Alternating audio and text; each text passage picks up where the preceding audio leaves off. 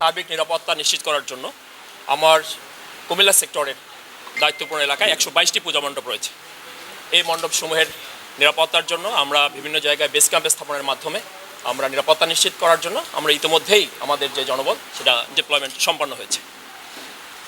এখানে আমরা যারা পূজা উদযাপন কমিটির সদস্যবৃন্দ রয়েছেন তাদের সাথেও আমাদের সার্বক্ষণিক যোগাযোগ রয়েছে যে ওনাদের কোনো সুবিধা অসুবিধায় আমরা দ্রুত ব্যবস্থা নেব এবং আমরা অলরেডি ডিপ্লয়েড হয়েছি।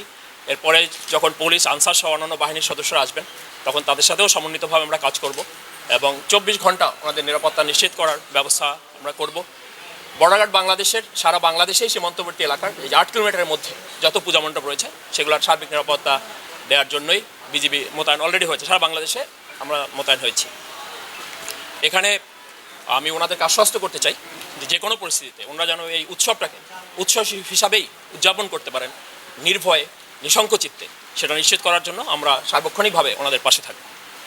ধন্যবাদ আপনাদেরকে। আচ্ছা, ওই যে পূজাকে কেন্দ্র করে মাদকের একটা বিষয় সবসময় হয় যে যেটা কেন্দ্র করে কুমিল্লাতে বেশ কয়েকটা ঘটনা ঘটেছে।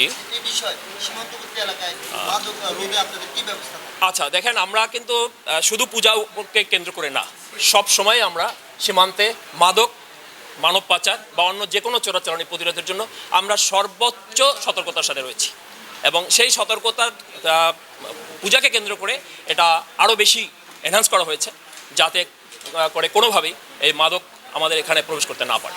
একটি মন্দিরে যেখানে পূজা উদযাপিত হচ্ছে সেখানে সিসি ক্যামেরা স্থাপন নিশ্চিত করা হয়েছে। ওনারা যারা পূজা উদযাপন কমিটির সদস্য নেতৃবৃন্দ রয়েছেন তারা আমাদেরকে নিশ্চিত করেছেন যে প্রত্যেকটা জায়গায় সিসিটিভি রয়েছে।